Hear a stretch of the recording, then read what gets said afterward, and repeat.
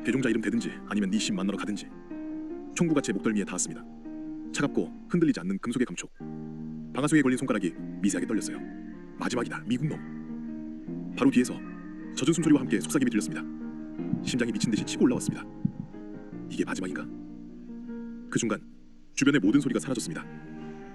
마치 공기가 멈춰선 것처럼요. 하나님, 여기서 끝입니까? 제가 이곳까지 온 이유가 이거였습니까? 그때였습니다.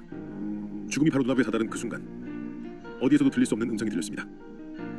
두려워하지 마라. 내가 너와 함께 있다. 이 이야기는 2015년 지구상에서 가장 어두운 곳에서 빛을 만난 한 평범한 미국인 선교사의 실제 이야기입니다.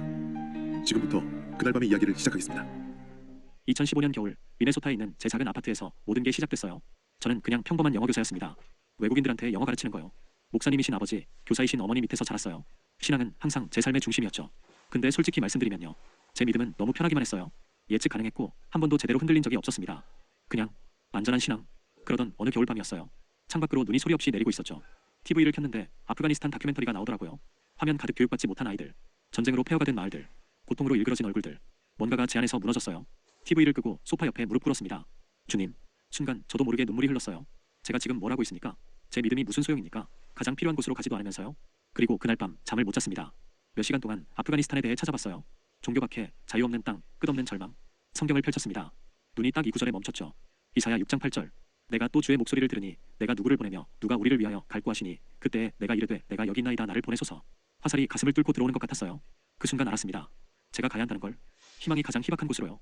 하지만 그냥 아프가니스탄에 가서 복음 외치겠다고 할 수는 없었어요. 그건 자살이었죠. 제가 결심하고 가족들한테 설명했을 때 어머니는 며칠 동안 우셨습니다. 아버지는 깊은 신앙을 가진 분이지만 신중하신 분이거든요. 어느 날 밤 제 손을 잡고 말씀하셨어요. 마이클, 위험 없이도 하나님을 섬길 방법은 많단다. 아버지 손이 제 손을 꽉 잡았죠. 신중하게 생각해봐라, 아들아. 하지만 성령님께서 직접 주시는 확신 앞에서는 어떤 말도 소용없었어요. 몇 달 동안 아프가니스탄에 가기 위해서 집중적으로 준비했습니다. 아프가니스탄 주요 언어들을 공부하기 시작했어요. 인도주의 단체들 면접도 봤고요. 결국 카불 교육 프로젝트에서 통역사랑 영어 교사로 일하게 됐습니다. 만약 하신다면요. 한 번은 프로그램 담당자가 말했어요. 그는 전쟁터에서 수십 년 일한 사람 같은 피곤한 얼굴이었죠. 안전은 보장 못합니다. 지금은 비교적 괜찮지만 상황은 언제든 바뀔 수 있어요. 그리고 종교 활동한다는 게 들키면. 문장을 끝맺지 않았지만 무슨 뜻인지 알았죠. 아프가니스탄에서 예수님 얘기를 공개적으로 하면 목숨이 위험했어요. 그래도 저는 서류에 서명했습니다. 필요한 예방접종 다 맞았고 출국할 준비를 했습니다. 제가 다니던 작은 교회에서 특별 파송 예배를 열어줬습니다. 아버지가 기도하셨어요. 목소리가 떨렸지만 믿음으로 가득했죠. 우리는 왜 하나님께서 이 위험한 곳으로 이 아이를 부르시는지 모릅니다.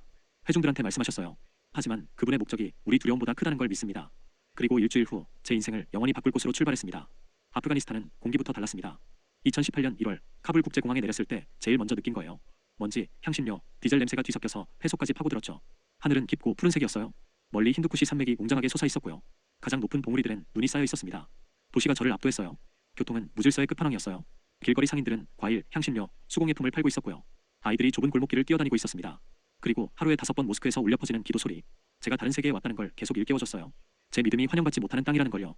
숙소는 소박했지만 안전했습니다. 외국인 일꾼들이 사는 보호구역 안에 작은 아파트였어요. 대부분 인도주의 단체나 개발 프로젝트에서 일하는 사람들이었죠. 벽은 두껍고 창문은 작았어요. 정문엔 24시간 경비가 있었습니다. 금으로 만든 감옥이네. 짐 풀면서 생각했어요. 카불에 오신 걸 환영합니다. 앤더슨 씨. 제 현지 담당자가 말했습니다. 레자라는 사람이었어요. 마른 체격에 40대쯤 돼 보였죠. 눈빛은 날카롭고 수염은 깔끔하게 다듬어져 있었습니다. 여행은 괜찮으셨죠? 내일 오리엔테이션 시작하고 가르치실 센터 소개해드릴게요. 이 나라 대부분 사람들처럼 레자는 무슬림이었어요. 교육받은 온건한 가정 출신이었죠. 오랫동안 국제기구에서 통역사로 일했기 때문에 영어도 완벽했어요. 한 가지 경고드려야겠네요. 레자가 짐 정리 도와주면서 말했어요. 지금은 몇 년 전보다 조용하지만 여전히 극도로 조심하셔야 해요. 밤에 혼자 안 돌아다니시고 너무 눈에 안 띄시고 무엇보다 현지 관습 존중하세요. 고개를 끄덕였습니다. 그 말 뒤에 숨은 뜻을 알았어요. 종교 얘기하지 마라. 이슬람 건드리지 마라. 복음 전하지 마라. 첫 며칠은 정신없었어요. 도시 돌아다니는 법 배웠죠. 택시기사랑 얘기하는 법, 시장에서 흥정하는 법. 매일 아침 제가 가르칠 학교로 걸어갔습니다. 2층 건물이었는데 교실은 소박했지만 괜찮았어요. 학생들은 주로 젊은 성인들이었습니다. 영어 배워서 더 나은 직장 구하고 싶어하는 사람들이요. 첫 수업은 긴장됐어요. 20명이 저를 뚫어져라 쳐다봤죠. 호기심 반, 의심 반, 희망 반. 수염 기른 젊은 남자들, 화려하지만 단정한 히잡 쓴 여자들.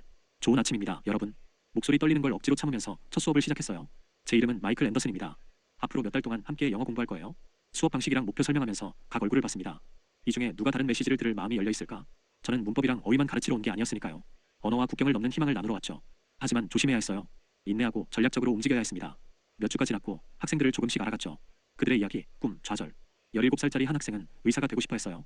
25살 똑똑한 여학생은 지역개발 일을 하고 싶어 했죠. 그리고 아흐마드가 있었습니다. 전직 군인이었어요. 전쟁 끝나고 새로운 삶을 찾고 있었죠. 대화하면서 조심스럽게 용서, 화해, 이웃사랑 같은 얘기를 꺼냈어요. 직접적으로 말하지는 않았지만 예수님 가르침을 담은 비유랑 일화를 사용했습니다. 반응을 관찰했어요. 누가 이런 가치에 마음이 열려있는지요. 어느 날 오후였어요. 아파트로 돌아가는데 뒤에서 누가 따라오는 게 느껴졌습니다. 돌아보니 아흐마드가 몇 미터 뒤에 있었어요. 선생님, 낮은 목소리로 불렀죠. 조심스럽게 다가왔습니다. 개인적으로 얘기 좀 나눌 수 있을까요? 심장이 쿵쾅거렸어요. 함정인가? 내가 너무 티낸 건가? 아니면 하나님이 여시는 문인가? 긴장을 감추고 말했어요. 물론이죠. 차 한잔 하시죠. 근처 작은 찻집으로 갔습니다. 조용해서 남 눈치 안 보고 얘기할 수 있는 곳이었어요. 아흐마드는 긴장한 것 같았어요. 손가락으로 테이블을 계속 두드렸죠. 선생님, 드디어 입을 열었습니다. 당신한테서 뭔가 다른 걸 느꼈어요.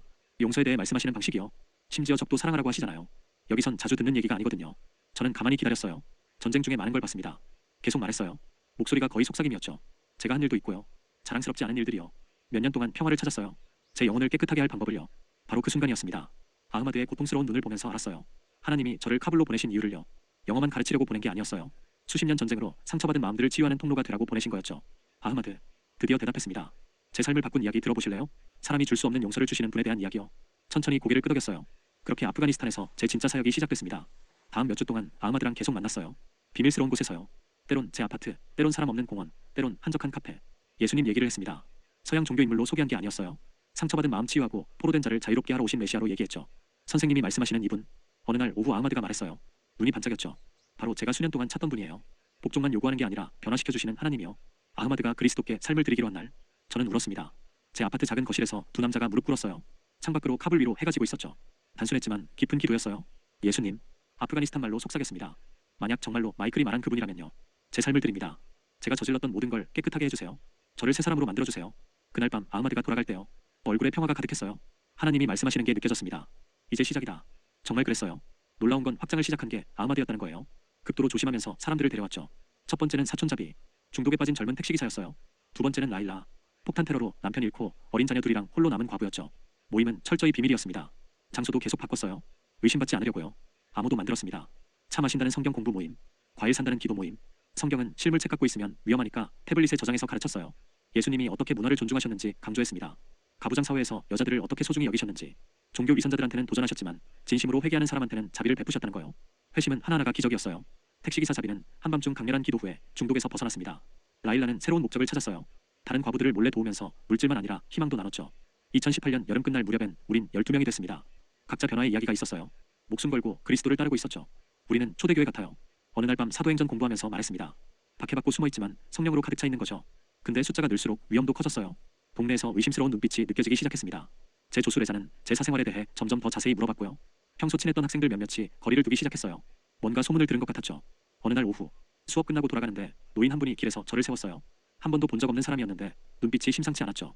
조심하게 이방인. 재빨리 속삭였어요. 카불에선 벽도 귀가 있다네. 자네 작은 양떼 얘기하는 사람들이 벌써 있어.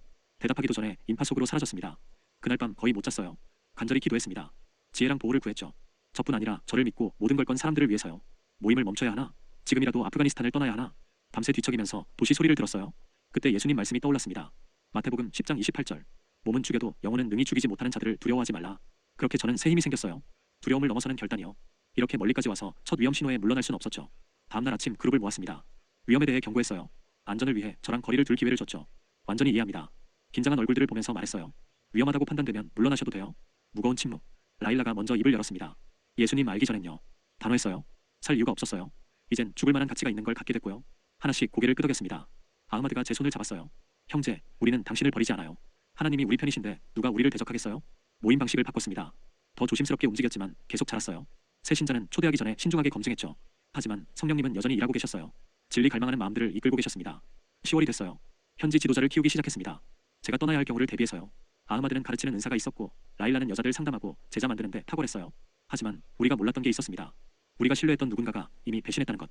그리고 아프간 당국은 그저 적절한 타이밍을 기다리고 있었다는 것입니다. 2018년 11월 23일.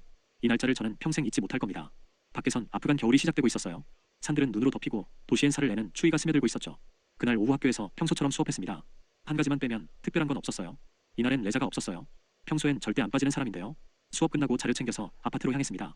저녁에 새 신자 5명이랑 모임이 있었거든요. 아파트 도착했을 땐 이미 해가 졌어요. 경비 라시드 할아버지가 자리에 안 계셨습니다. 항상 계셔서 인사 나누곤 했는데요. 작은 디테일이었지만 뒤돌아보면 불길했죠. 계단으로 3층 제 아파트로 올라갔습니다. 기다리는 위험은 전혀 모른 채요. 문을 닫자마자 낯선 소리가 들렸어요. 제 방에서 나는 희미한 삐걱거림. 저는 순간 멈춰 섰습니다. 숨까지 참았어요. 아파트는 비어 있어야 했는데. 누구세요? 목소리 떨리지 않게 하려고 애쓰면서 불렀습니다. 몇 초간 침묵. 그 다음 폭풍이 몰아쳤어요. 방문이 확 열리더니 무장한 남자 5이 거실로 쏟아져 들어왔습니다. 민간인 옷이었지만 움직임이 군인이었어요. 무기도 들고 있었죠. 왼쪽 뺨에 흉터가 있는 중년 남자가 앞으로 나왔습니다. 마이클 앤더슨. 종교 선동, 반이슬람 활동, 국가안보 위협 혐의로 체포한다. 머릿속이 빠르게 돌았어요. 어떻게 들어왔지? 누가 알려줬지? 다른 신자들도 알고 있나? 생각할 시간 없었습니다. 두 남자가 제 팔을 뒤로 꺾었어요. 세 번째 남자가 제 머리에 검은 자루를 씌웠죠. 칠흑 같은 어둠. 협조하면. 리더 목소리가 귓가에서 들렸어요. 어쩌면 살아서 나갈 수도 있어. 우리는 이름만 필요해. 장소, 도시의 다른 기독교인들. 그것만 말해. 심장이 철렁했습니다. 위험한 건 제 목숨만이 아니었어요. 저를 믿었던 모든 사람들.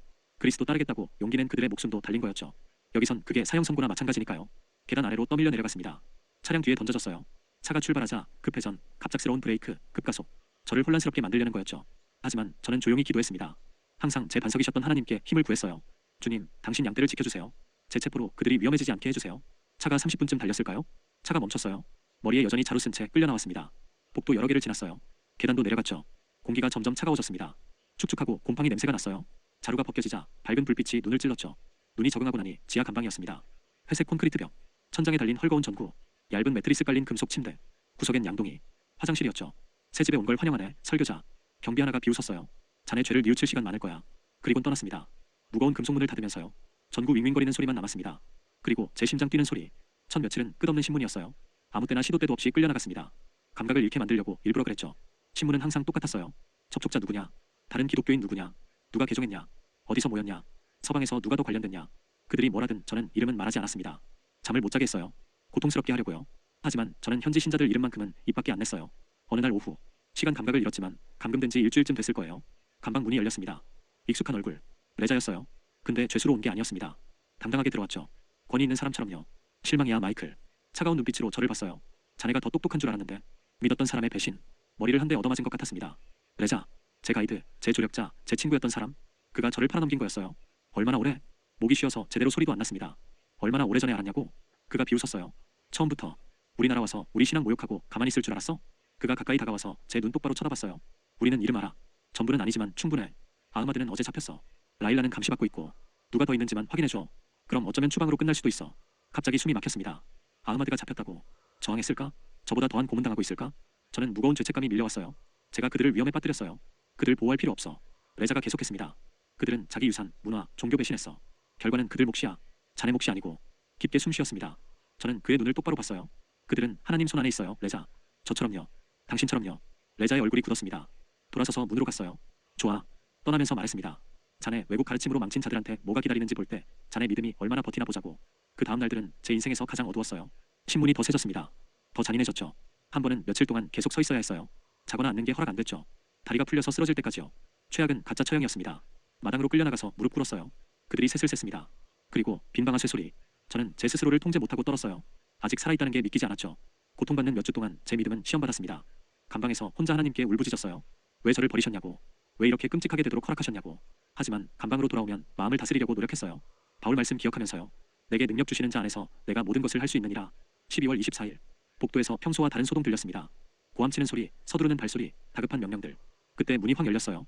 두 경비가 저를 끌어냈습니다. 오늘은 운 좋은 날이야, 미국놈. 서툰 영어로 말했어요. 사령관이 보자네. 처음 가보는 방이었습니다. 더 넓고 밝았어요. 한가운데 금속 테이블이랑 의자 2개. 의자 하나에 남자가 앉아 있었습니다. 50대쯤? 그는 군복 입고 있었고 얼굴은 굳어 있었죠. 앉아. 영어가 유창했어요. 의자에 앉았지만 다리가 떨렸습니다. 몇 주 동안 제대로 못 먹었거든요. 오래된 빵, 가끔 물, 때때로 묽은 수프. 나는 사령관 칼입니다. 이 구금센터 책임자지. 저는 가만히 듣고 있었어요. 미국 대사관에서 자네를 찾았더군. 말을 이었습니다. 석방 요구하고 있어. 공식적으론 자네가 여기 있던 적 없어. 신원착오로 구금됐다가 추방될 거야. 희망의 빛. 석방? 정말? 근데 목소리가 차가워졌어요. 그 전에 끝낼 일이 있어. 마지막 기회다. 올바른 일에. 모든 개종자 이름.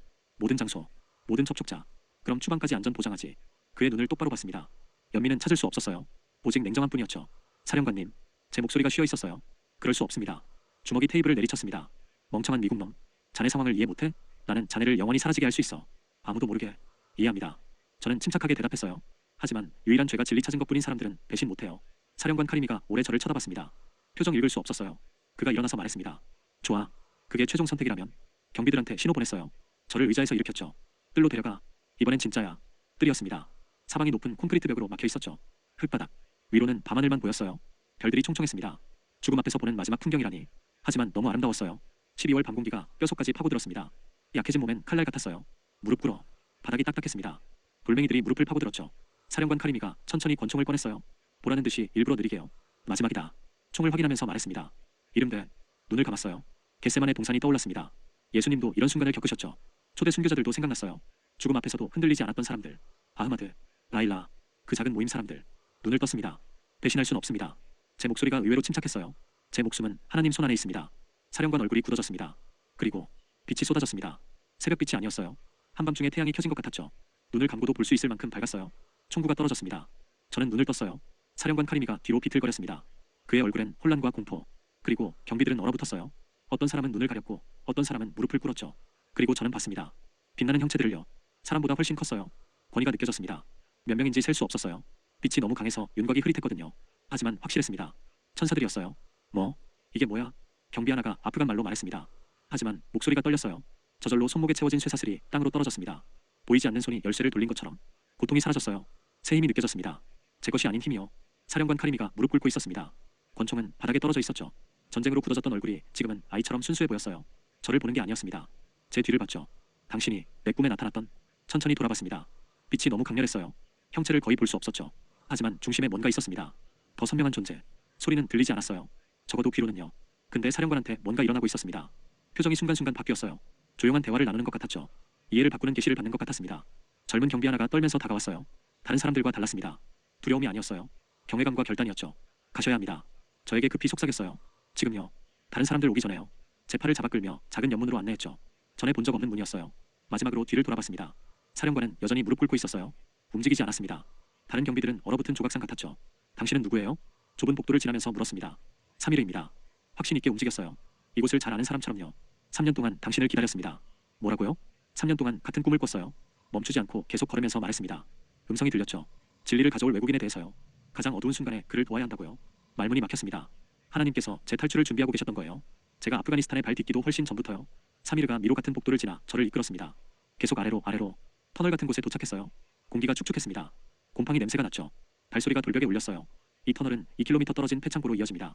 3일가 설명했어요. 거기서 와지르 아크바르칸 지구로 갈 수 있어요. 캐나다 대사관에 연락책이 기다리고 있습니다. 여권이랑 서류도 준비됐고요. 어떻게 이 모든 걸 아세요? 아직도 충격 상태였어요. 3일가 웃었습니다. 어두운 터널인데도 젊은 얼굴이 환해 보였어요.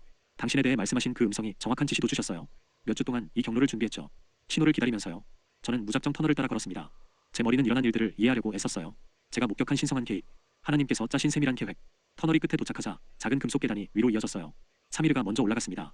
조심스럽게 문을 열고 신호를 보냈죠. 먼지 쌓인 창고로 나왔어요. 빈 상자들과 녹슨 기계들이 여기저기 널려 있었습니다. 더러운 창문 너머로 새벽이 밝아오고 있었어요. 하늘이 분홍색과 금색으로 물들고 있었죠. 여기 깨끗한 옷이랑 음식이 있습니다. 3일가 구석에 있는 가방을 가리켰어요. 그리고 이것도요. 천으로 감싼 뭔가를 꺼냈습니다. 풀어보니 작은 영어 성경이었어요. 떨리는 손으로 받았습니다. 익숙한 무게가 현실의 닷처럼 느껴졌죠. 어떻게 감사해야 할지 말을 잇지 못했어요. 어떤 말로도 부족했거든요. 저한테 감사하지 마세요. 3일가 진지하게 대답했습니다. 저는 그저 순종했을 뿐이에요. 고개를 끄덕였어요. 완벽히 이해했습니다. 당신은 어떻게 되는 거예요? 걱정이 밀려왔어요. 제가 당신을 도왔다는 게 들키면요. 제 운명도 하나님 손 안에 있습니다. 놀라울 만큼 평온했어요. 하지만 말씀드리자면 저는 당신과 함께 갈 수 없어요.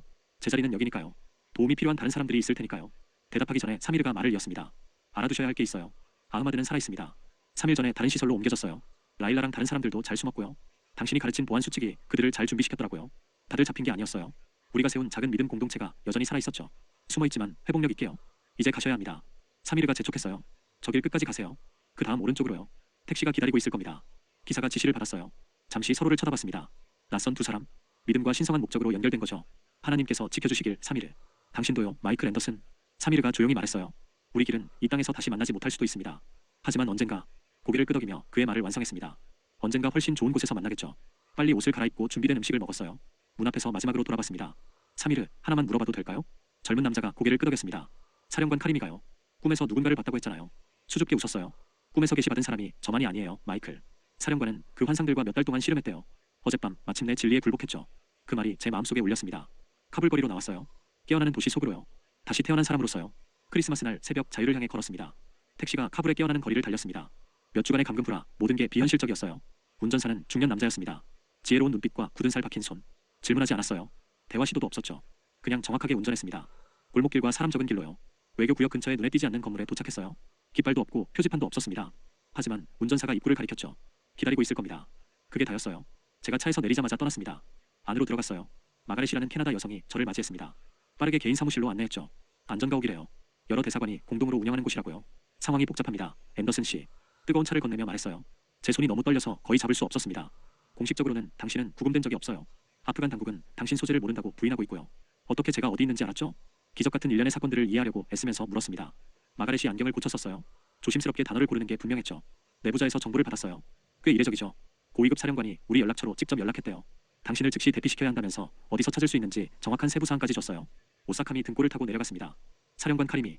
저를 거의 처형했던 그 남자가 제 탈출을 주선한 거예요. 마당에서 목격한 변화가 제가 상상한 것보다 훨씬 깊었던 거죠. 그 사령관이요. 마가렛이 말을 이었습니다. 외딴 지방으로 전출을 요청했대요. 아주 이상하죠. 카불에서 그의 위치는 꽤 권력이 있었거든요. 위험에서 벗어나려는 거구나. 저는 생각했어요. 새 계종자로서 그의 위치는 부하들이나 상관들이 마음의 변화를 발견하면 심각한 위험에 처할 테니까요. 저는 이틀 동안 안전가옥에 머물렀습니다. 아프가니스탄을 떠날 세부 사항이 마무리되는 동안이요. 부상에 대한 의료 처치를 받았어요.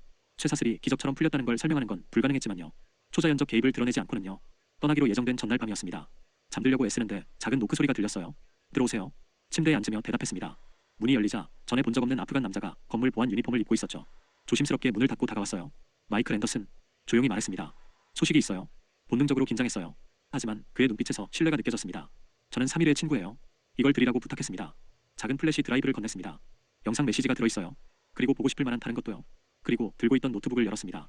3일의 얼굴이 화면에 나타났습니다. 어두운 곳에서 폰 카메라로 찍은 게 분명했죠. 마이클. 거의 속삭임으로 시작했어요. 이걸 보고 있다면 무사히 도착했다는 거죠. 시간이 없어서 간단히 할게요. 잠시 화면 밖을 봤어요. 누가 듣고 있나 확인하는 것 같았죠. 사령관 카리미가 저한테 연락했어요. 마당에서 그날 밤 일어난 일이 모든 걸 바꿨대요. 계속하기 전에 또 잠깐 멈췄습니다. 수년 동안 반복되는 꿈을 꿨대요. 빛나는 형체가 사랑과 용서에 대해 말했대요. 하지만 항상 화가 나서 깨어났죠. 나약함이라고 생각한 거예요. 이제는 이해했대요. 예수님 자신이 그에게 다가오려 했던 거라고요. 사미르가 계속 말했어요. 사령관은 비밀리에 저랑 만나서 성경을 공부하기 시작했어요. 위험하지만 본 걸 무시할 수 없대요. 그리고 구금된 다른 신자들에 대한 정보 접근 권한도 줬어요. 심장이 뛰었습니다. 아흐마드는 살아있어요. 말했던 것처럼 도시 외곽 작은 시설에 있어요. 사령관이 석방을 위해 일하고 있대요. 체포에 불규칙성이 있었다면서요. 다른 사람들은 라일라가 저한테 연락했어요. 카르테 파라완 지구 안전가옥에 많은 형제자매들을 모았대요. 무섭지만 믿음은 굳건하대요. 사미르가 웃었습니다. 열악한 조명에도 불구하고 표정 전체가 밝아졌어요. 당신이 여기서 시작한 일은 당신이 떠난다고 끝나는 게 아니에요, 마이클. 오히려 이제 시작이라고 믿어요. 노트북에 몇몇 계종자들의 녹화된 증언도 있어요. 자기 삶이 어떻게 바뀌었는지 나누고 싶어 했거든요. 희망을 줄 거라고 생각해요. 메시지를 가져온 남자가 인내심 있게 기다렸어요. 여러 개의 짧은 영상 파일이 있었어요.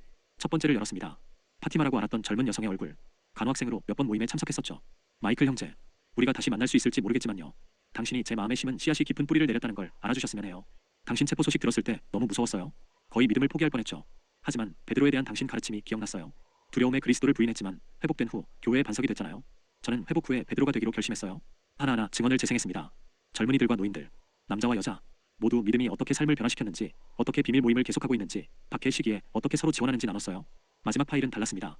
열었더니 사령관 카리미의 얼굴. 엄한데 이상하게 평온했어요. 앤더슨 씨. 마당에서 그날 밤 당신을 마주했을 때 우리 문화와 신념에 대한 위협을 제거하는 올바른 일을 한다고 확신했습니다. 예상하지 못한 건 수년 동안 제 꿈속에서 저를 괴롭혔던 바로 그 존재와 대면하게 될 줄은요.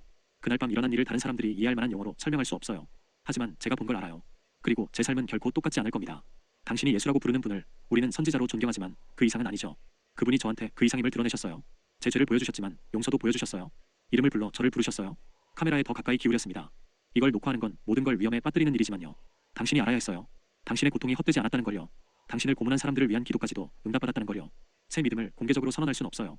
사형 선고나 마찬가지니까요. 하지만 제가 있는 곳, 제가 가진 위치에서 어쩌면 당신 같은 다른 사람들을 보호할 수 있을지도 몰라요. 진리가 나눠질 더 안전한 공간을 만들 수 있을지도요. 영상이 끝났습니다. 경외심으로 가득 찬 침묵만 남았죠. 인내심 있게 기다렸던 사람이 마침내 말했습니다. 알려드릴 게 하나 더 있어요. 내일 파키스탄으로 가실 거예요. 미국으로 직행이 아니라요. 이슬라마바드에 망명한 아프간 신자들 공동체가 있어요. 안전한 경로로 집에 돌아가도록 도와줄 겁니다. 3일에는 당국이 정확히 어떻게, 언제 당신이 떠났는지 모르는 게 최선이라고 생각해요. 저는 고개를 끄덕였습니다. 다음날 아침 조심스럽게 안전가옥 밖으로 안내받았습니다. 카불 외곽의 작은 비행장으로요. 화물 비행기가 기다리고 있었어요. 새 신분과 서류가 이 봉투에 있어요. 호송원이 말했습니다. 비행기 타기 전까지 열지 마세요. 마음이 찢어졌습니다. 석방에 대한 감사와 뒤에 남겨진 사람들에 대한 걱정 사이에서요. 이륙하면서 작은 창문 밖을 내다봤습니다. 아래로 작아지는 도시, 주변의 장엄한 산들, 고통에도 불구하고 사랑하게 된 나라. 돌아올게요. 약속처럼 속삭였습니다. 어떻게 언제 할 수 있을지 몰랐지만요. 어떻게든 돌아올게요. 작은 비행기가 구름 속으로 올라갔습니다. 구름 아래로 카불의 거리와 집들에서는 우리가 심은 믿음의 씨앗이 계속 자라고 있었어요. 제 쇠사슬을 끊으신 성령님, 굳어진 사령관의 마음을 변화시키신 그분이 양분을 주시면서요. 이슬람아바드에 해질 무렵 도착했습니다. 파키스탄 기독교인 유세프라는 사람이 저를 맞이했어요. 조용한 주택가에 있는 눈에 안 띄는 집으로 데려갔죠. 거기서 작은 공동체를 만났습니다. 아프가니스탄에서 박해 피해 도망친 개종자들이었어요. 제가 머무는 2주 동안 그들의 이야기를 들었습니다. 제 이야기랑 닮아 있었어요.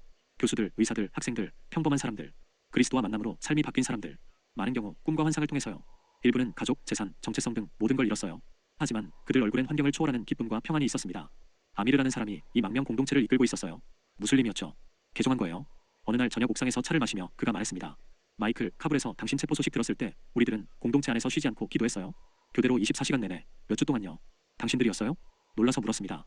신성한 퍼즐에 또 다른 조각이 맞춰지는 거였죠. 웃으며 고개를 끄덕였어요. 우리만이 아니었어요. 소식이 퍼졌거든요. 이 지역 전역의 지하 신자 네트워크로요. 파키스탄, 인도, 타지키스탄, 심지어 이란에도 당신을 위해 기도하는 형제자매들이 있었어요. 저는 말문이 막혔습니다. 제가 개인적이고 친밀한 개입이라고 생각했던 게 사실은 공동의 믿음 표현이었던 거예요. 성령님과 공통 목적으로 연결된 보이지 않는 중보자 군대였죠. 놀라운 게요. 아미르가 계속 말했어요. 많은 사람들이 같은 꿈을 꿨다고 보고했어요. 카불 감옥으로 천사들이 내려오는 거요. 쇠사슬이 떨어지고 문이 열리는 걸 봤대요. 오사카미 등골을 타고 내려갔습니다. 제가 개인적으로 경험한 게 사실은 공동체적 믿음의 표현이었던 거예요. 흩어지고 숨어있지만 성령님 안에서 하나된 교회이요. 2월 셋째 주에 드디어 미국으로 가는 긴 여정을 시작했습니다. 안전을 위해 여러 나라를 거쳤어요. 마침내 미니애폴리스 세인트폴 공항에 발을 디뎠을 때 가족들이 기다리고 있었습니다. 어머니가 제일 먼저 울면서 달려왔어요. 아버지는 저를 꽉 안았습니다. 내 아들. 귓가에 속삭였어요. 목소리가 갈라졌죠. 내 아들이 죽음에서 돌아왔구나. 저는 몇 달은 적응과 치유의 시간을 보냈어요. 몸은 마음보다 빨리 회복됐습니다. 하지만 악몽이 자주 왔어요. 땀에 흠뻑 젖어 깨곤 했죠. 어두운 감방에 있다고 믿으면서요. 목덜미에 차가운 금속이 느껴지면서요. 그런 어두운 순간들에 하나님의 임재가 가끔 아프가니스탄 최악의 날들만큼 멀게 느껴졌어요. 하지만 천천히 전문가의 도움과 가족과 신앙 공동체의 끊임없는 지지, 그리고 오랜 시간의 기도와 성찰을 통해 새로운 균형을 찾았습니다. 몸에 생긴 흉터는 사라지기 시작했어요. 정서적 흉터는 완전히 사라지진 않았지만 구속과 목적이라는 더 큰 이야기에 통합됐죠. 귀환 후 6개월이 지났을 때 암호화된 이메일을 받았습니다. 익명의 주소에서 온 거였어요. 짧은 메시지와 첨부 파일 하나뿐이었죠. 형제, 이걸 보고 싶을 거라고 생각했어요. 당신의 씨앗이 열매 맺고 있어요. 첨부 파일을 열었습니다. 영상이었어요. 아프간 가정 내부를 바로 알아봤습니다. 카메라가 바닥에 원형으로 앉은 20명쯤 되는 사람들을 보여줬어요. 남자들과 여자들. 중앙에 아흐마드가 서 있었습니다. 마지막 본 때보다 말랐어요. 얼굴엔 새로운 고통의 흔적이 있었죠. 하지만 눈은 부인할 수 없는 내면의 빛으로 빛났어요. 아프가나 성경을 읽고 있었습니다. 서쪽 지구의 새 성경 공부예요. 사미르 목소리가 카메라 뒤에서 들렸어요. 이런 게 4개 더 있어요. 도시 곳곳에요. 마이클, 놀라운 일이에요.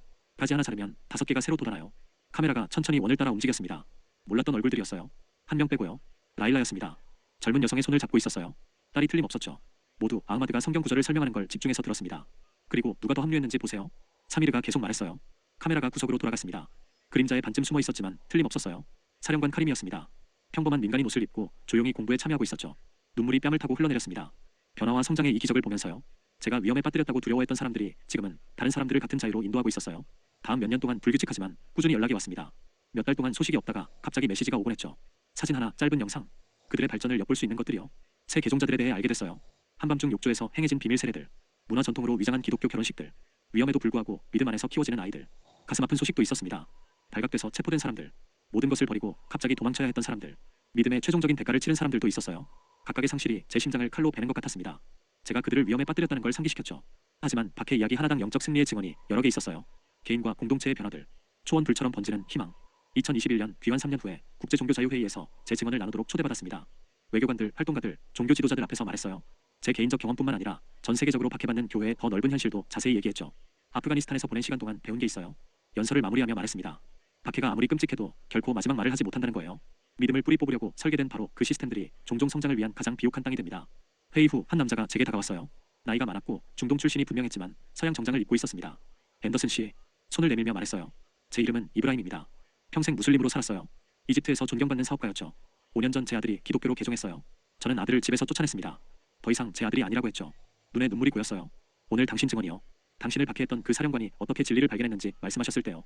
완전히 무너졌어요. 저는 수년 동안 진리와 싸워왔어요. 꿈들을 거부하고 마음속 질문들을 무시하면서요. 그의 어깨에 손을 얹었습니다. 몸이 떨리는 게 느껴졌어요.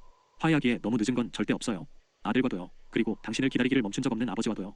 바로 그날 호텔 조용한 구석에서 이브라임이 그리스도께 삶을 드렸습니다. 함께 캐나다에 있는 그의 아들에게 영상 전화를 걸었어요. 살아있을 뿐만 아니라 믿음 안에서 다시 태어난 아버지를 본 그 젊은 남자의 기쁨의 눈물은 제가 마지막 숨을 쉴 때까지 간직할 이미지예요. 2023년 귀환 5년 후에 기다렸고 두려워했던 소식이 왔습니다. 3일의 암호 메시지였어요. 상황이 바뀌었어요. 우리 중 일부가 떠나고 있어요. 우리가 논의했던 장소에서 만날 수 있을까요? 3주 후 저는 터키 이스탄불에 있었습니다. 파티 지구의 작은 렌트 아파트에서요. 정확히 약속된 시간에 문을 두드리는 소리가 들렸습니다. 열었을 때 사미르를 마주했어요. 겨우 30인데 벌써 머리가 희끗희끗했습니다. 그리고 그 옆에 아흐마드와 라일라. 뒤따른 포옹은 하늘이 땅에 닿는 그런 순간 중 하나였어요. 기쁨이 너무 순수하고 완벽해서 말이 필요 없었죠. 며칠을 함께 보냈습니다. 이야기를 나누고 수년간의 단편적인 소통으로 남겨진 빈틈을 채웠어요. 지하교회가 어떻게 카불과 주변 지역에서 200명이 넘는 신자들로 성장했는지 얘기해줬습니다. 어떻게 복잡한 보안과 통신 시스템을 개발했는지, 어떻게 지도자들을 훈련시키고 자료를 번역하고 필요한 사람들을 지원했는지요. 사령관 카리미가 결정적이었어요. 아흐마드가 설명했습니다. 자기 위치를 이용해서 우리한테 급습 경고해줬어요. 수사를 딴 데로 돌렸죠. 심지어 구금된 형제자매들을 풀어주기도 했고요. 지금은 어디 있어요? 침묵이 방을 채웠습니다. 라일라가 마침내 입을 열었어요. 8개월 전에 발각됐어요. 부대에 누군가 그가 저랑 만나서 정보 주는 걸 봤대요. 즉시 체포됐죠. 심장이 철렁했습니다. 살아있나요? 우리가 아는 한은요. 사미르가 대답했습니다. 하지만 우리가 누구에게도 바라지 않을 상황이에요. 그래도 모든 것에도 불구하고 믿음을 지키고 있다는 소식이 왔어요. 다른 죄수들한테 사역하기까지 한대요. 고개를 숙였습니다. 상충되는 감정들에 압도됐어요. 그의 고통에 대한 아픔, 그의 용기에 대한 존경, 그리고 깊은 책임감. 한때 저를 처형 일보 직전까지 몰고 갔던 사령관이 지금은 한때 그가 가했던 바로 그 박해를 당하고 있었어요. 왜 떠났어요? 제가 고개를 들어 물었습니다. 때가 됐기 때문이에요. 아흐마드가 제외의 기쁨과 대조되는 진지함으로 대답했습니다. 하나님이 사역의 세 단계로 우리를 부르셨어요. 당신이 심었고 우리가 물을 줬어요. 하지만 이제 더 큰 추수를 준비해야 해요. 다음 며칠 동안 그들의 비전을 나눴습니다. 터키의 망명한 아프간 신자들을 위한 훈련센터를 세우는 거였어요. 신학 훈련과 트라우마 치유, 그리고 결국 자기 민족의 선교사로서 고국으로 돌아갈 장비를 받을 수 있는 곳이요. 마이클, 당신이 이걸 시작했어요. 라일라가 말했습니다. 다음 단계로 나아가도록 도와주시겠어요? 이게 제가 경험한 모든 것 뒤에 있는 목적이었어요. 저의 아프가니스탄의 이야기는 여기까지예요. 제 삶을 열고 이 특별한 여정에서 배운 가장 깊은 교훈들을 나누고 싶습니다.